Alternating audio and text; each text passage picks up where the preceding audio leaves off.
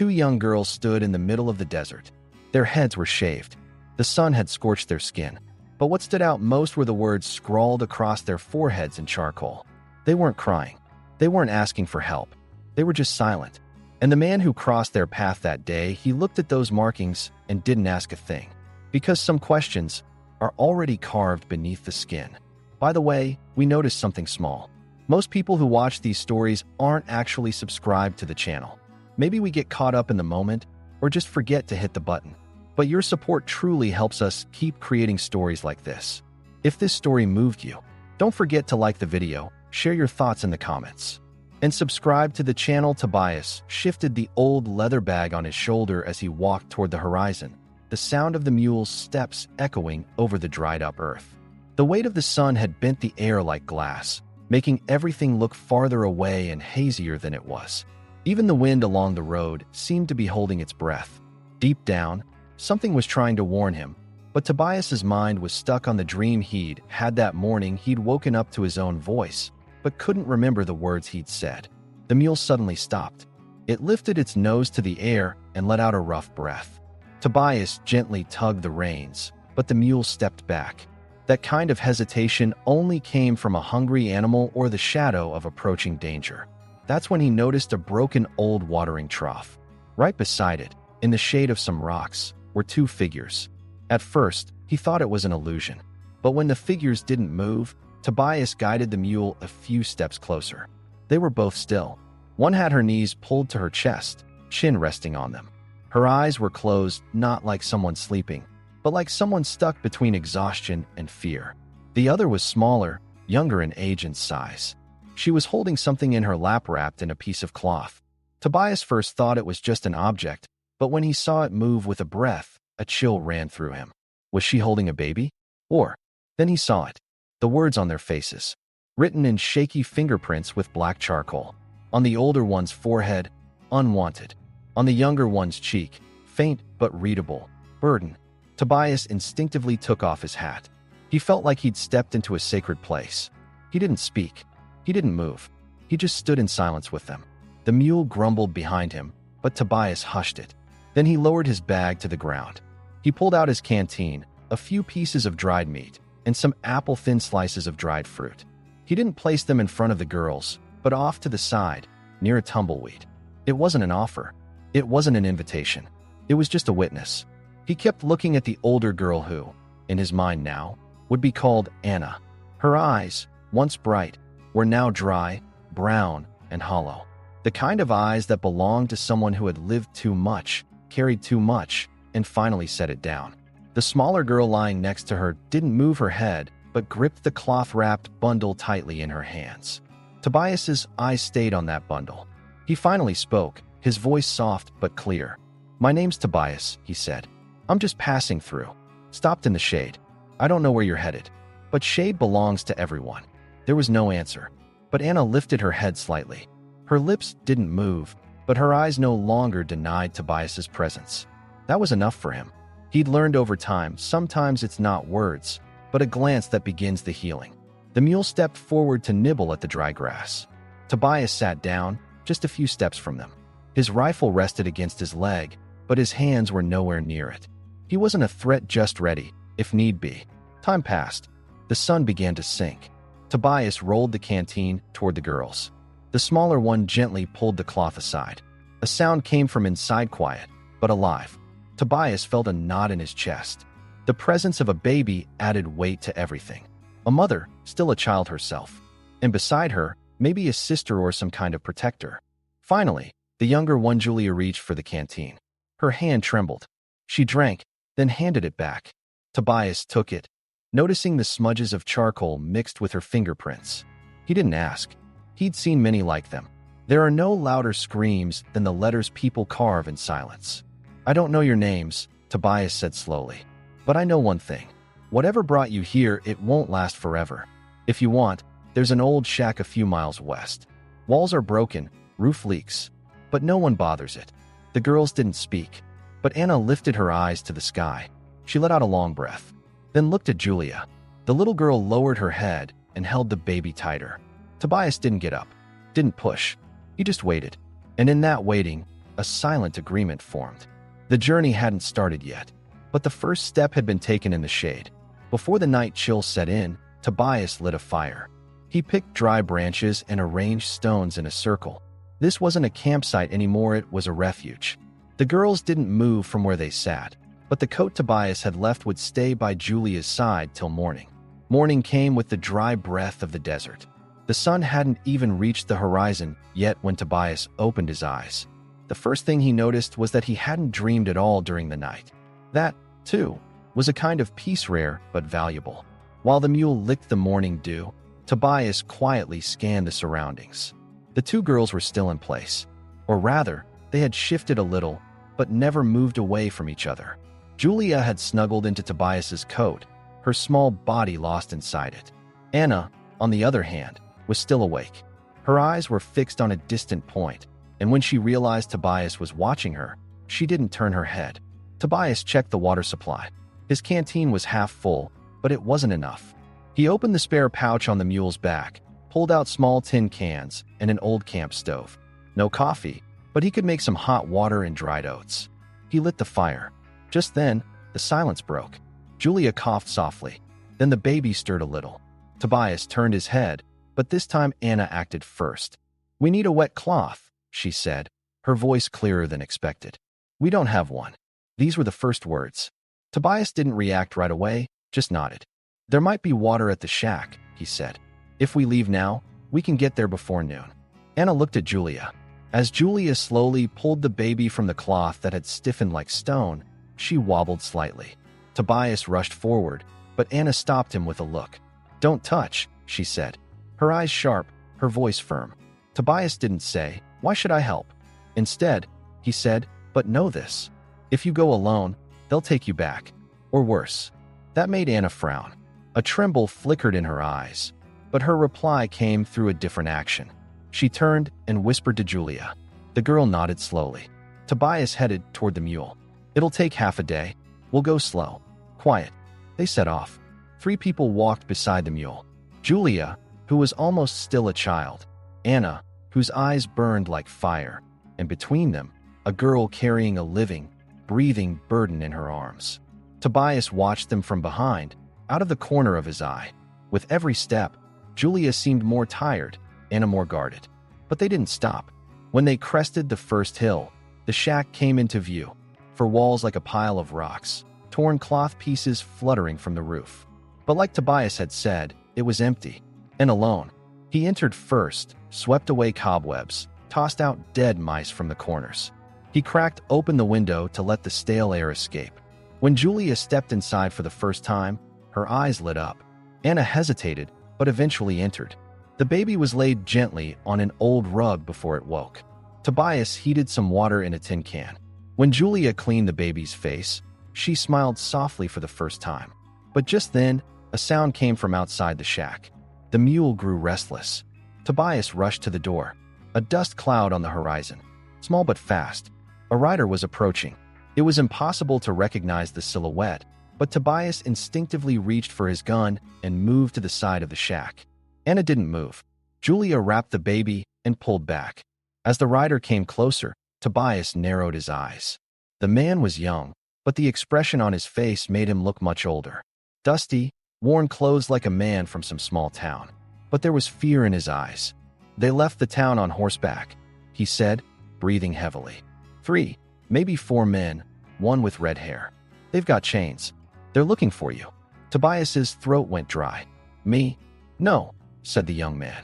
"Them," and he nodded toward the shack. Silence fell. Tobias stepped closer to the rider and grabbed his reins. "Why tell us?" My mother's with them." "But I couldn't watch this happen," said the young man. "I saw what they did. Keeping quiet was burning my throat." The air inside the shack grew heavier that day. Tobias waited for night to fall with unease. And when the stars appeared, a decision was made inside the shack. They would not run. Inside, everyone was silent, but something else had started to burn from within. Tobias found a small piece of wood. He started carving a few letters into it with his knife. It wasn't a complete word yet, but it was exactly what he was carrying inside. Hope. When night fell, the walls of the shack spoke in crackles. The cool air carried by the wind slipped in through the cracks.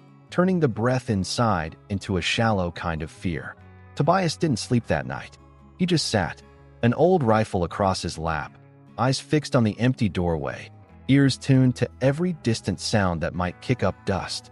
Maybe nothing was approaching outside, but the possibility that something could bent everyone inside into silence. Julia mumbled now and then, holding the baby tightly under the blanket she was wrapped in. It sounded like a kind of prayer caught between sleep and sorrow, unintelligible but heartfelt. Anna was sitting by the window, her eyes fixed on the night outside. Her hands were clasped between her knees, but her fingers never stopped moving. More than anything, it was her ready stillness that unsettled Tobias. There were no tears in her eyes, only a kind of sharpness, as if a decision had already been made. All that was left was for its time to come. Tobias looked again at the piece of wood he'd left beside him. The word hope was still unfinished. The H and O were clear, but the P was just a scratch. The E was waiting at the tip of his knife. He hadn't finished it, maybe on purpose, because hope, sometimes, was like an unfinished sentence. Everyone had to complete their own letters. As dawn approached, a footprint appeared near the small puddle behind the shack. When Tobias noticed it, his eyes widened. A human step, light but intentional. Another print, and then 3 more. Someone had crept around them. Tobias turned inside and looked at Anna silently. "Someone came last night," he said, "but they didn't come in. They're either watching us or left a message." Anna didn't move. Or they're giving us time, letting the fear cook through. Tobias went to the window and scanned the surroundings. The mule was awake but not agitated. That meant whoever had come was careful. Maybe scouts. Maybe a hunting party. Either way, the message was clear: "We're watching you." They spent the morning getting ready. Tobias narrowed the entrance to the shack, rigged a few sound traps around the outside. He filled empty tin cans with rocks and tied them to branches. Even a slight bump would break the night silence. Julia washed the baby inside the shack. Every drop of water was precious, but cleaning had become a kind of ritual now, as if they could wash the shame off this child with water. The baby still had no name. No one had asked out loud, but Tobias knew the question echoed between them. Namelessness, as if even being alive required courage no one dared give. That afternoon, Anna quietly knelt and picked up an old piece of charcoal. When Tobias realized what she was about to do, he took a step forward but then stopped. Anna began writing the word on her forehead again, Unwanted. But this time, the letters were neat, clear, and deliberate, written not with fear but defiance. "Why are you doing that?" Tobias asked. Anna didn't turn her head. "Because we mustn't forget what we are. It doesn't make us smaller. It just makes it real." Julia, too, had carved her motherlessness and her silence into her forehead in her own way. She sat next to the baby and pressed her fingers, dusted with charcoal, against her own skin. Tobias didn't read what she wrote. That was respect. Everyone carried their own burden. But that night, everything changed. In the middle of the night, one of the sound traps echoed. Clinks, then deep silence. Tobias jumped outside, rifle on his shoulder.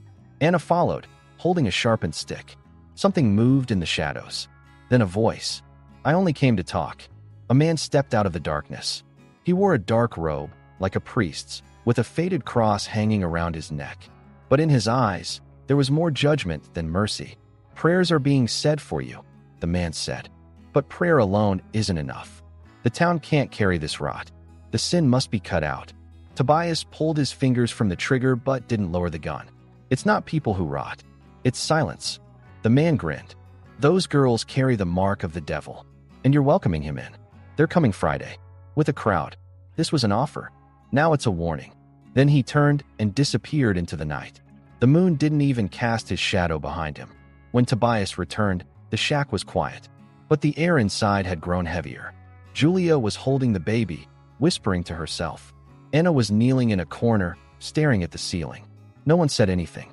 Tobias did only one thing. That night, he picked up the piece of wood. He carved the P, then the E. He finished the last letter, then placed the wood on the windowsill. It read, "Hope."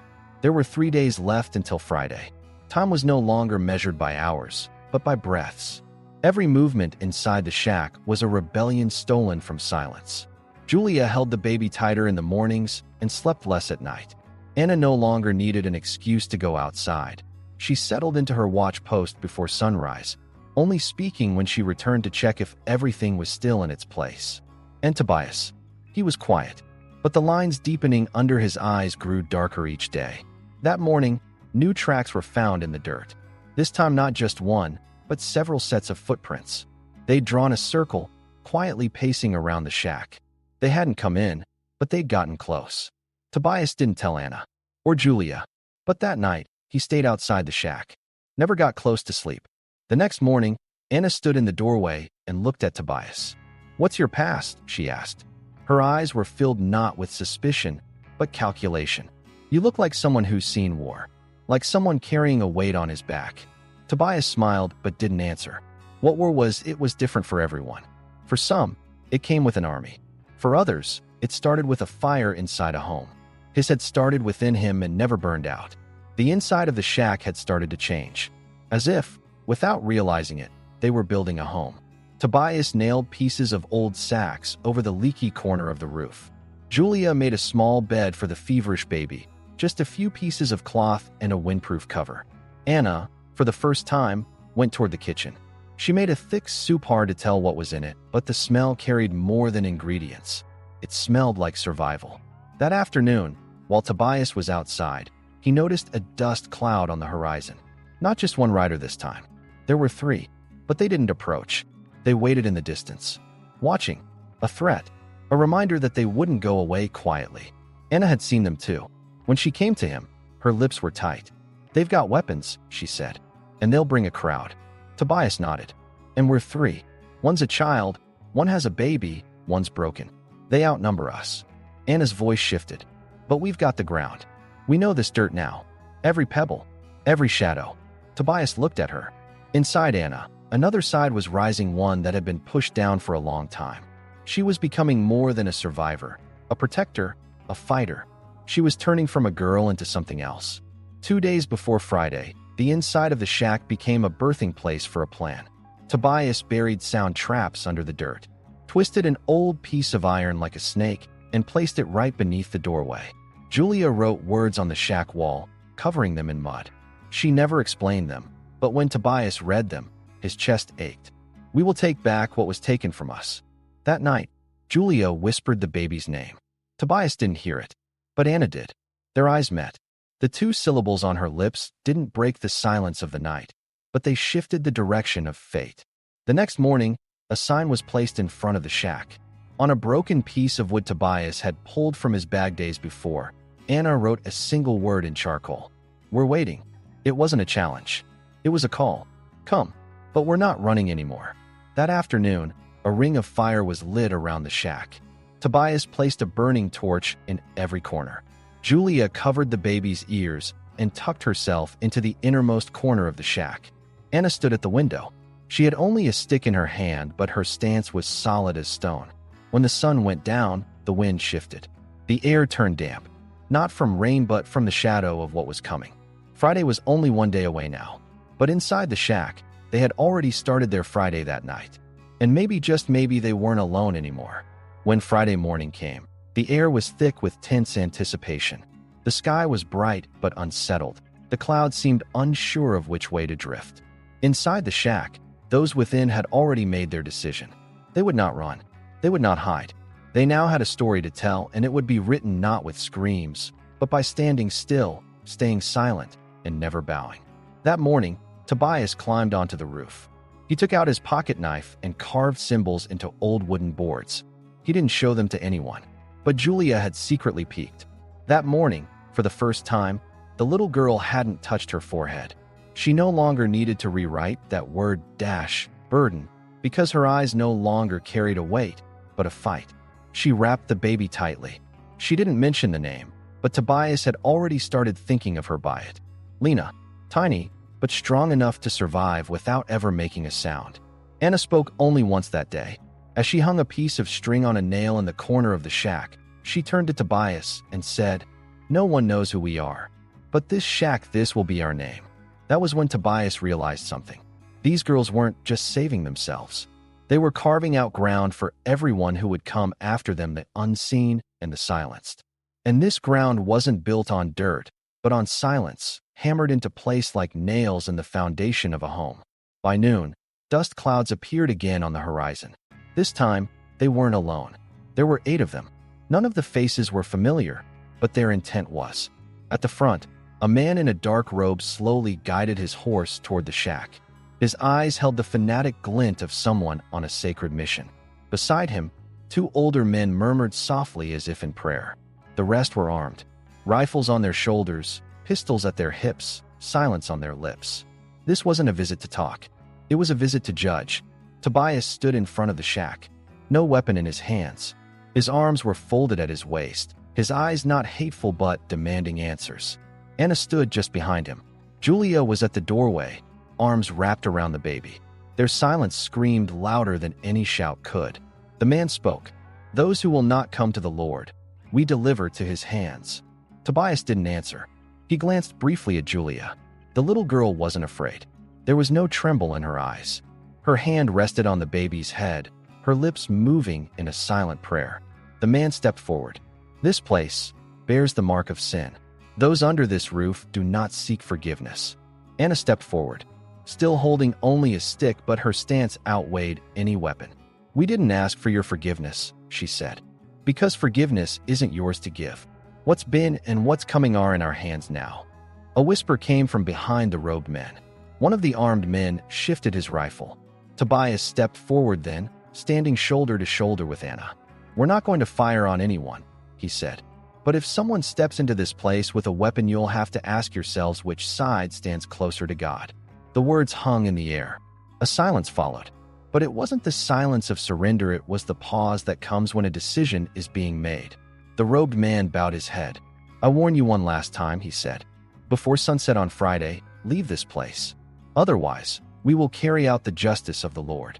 Tobias took one more step. Maybe this time, God just wants to watch, because no one here is afraid anymore. The man hesitated. His eyes moved from Anna to Julia and finally to the baby. A moment of silence. Then he turned his horse. The others followed. They left the way they had come, in dust and silence. But this time, one of them stayed behind for a moment. The young man at the rear dropped a cloth at the entrance of the shack before riding away. Written on it in charcoal, "I wish we had spoken sooner." Tobias picked up the cloth, quietly folded it, and placed it somewhere inside the shack beneath the water jug. Nothing was visible from the outside, but everyone inside understood. Maybe they weren't alone after all. No one spoke until sunset. But a fire was lit. Bread was warmed. Cloth was made for the baby. On the shack's wall, Tobias carved one more word into the wood. Belong. To belong. When Friday morning came, the air was thick with an unusual stillness. No birds sang. No rustling wind echoed off the walls. The shack seemed to be holding its breath. Inside, 3 people and a baby, each carrying the trace of another life, had now bound their fates under the same roof, on the same soil. Tobias stepped outside early. He walked toward the horizon. There, he stopped and looked at the sky. No riders could be seen in the distance, but he could feel it. They were coming. Like a storm, something you sense before you see it. Silent, but inevitable. When he returned to the shack, Julia was wrapping the baby, getting her ready. She placed a tiny cap she'd made from cloth on her head. Every movement was gentle but cautious. The baby's name was no longer just in their minds, but on their lips, Lena. Every time they whispered it, it felt like a miracle was being born, not a curse. Anna stood at the doorway. Her hair had begun to grow back, but the word "unwanted" still marked her forehead. Tobias noticed something as he watched her. That word was no longer a brand, it was a battle flag. She wasn't ashamed. She didn't erase it. She wore it openly, without needing to explain. "Are you ready?" Tobias asked. Anna didn't answer, but she reached for the piece of fabric Tobias offered. It was a torn piece of an old shirt. Tobias had split it into 3. He'd given one to Julia, one to Anna, and tied the third to Lena's cradle. "This isn't yours," Tobias said, "but it's with you now." As the sun rose, the dust cloud appeared. This time, they could be counted, 11 riders. In the middle was the old priest. At his sides, 2 armed men. Behind them, civilians from town. They weren't a large crowd, but their anger seemed bigger than numbers. And the lead rider carried something else: exhaustion. When they reached the front of the shack, Tobias didn't stand alone. Anna on his left, Julia on his right, holding Lena. One held a stick. the other a baby. But all three stood without bowing, without a word. Tobias held no rifle, because the weapon wasn't in their hands anymore.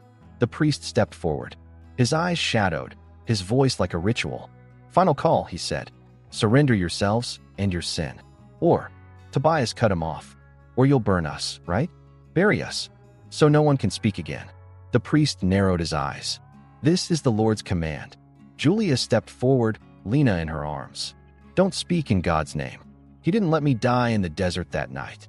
And this child, she's the voice God kept silent. She speaks now." Anna pointed to the word on her forehead. "You wrote this, but we carried it.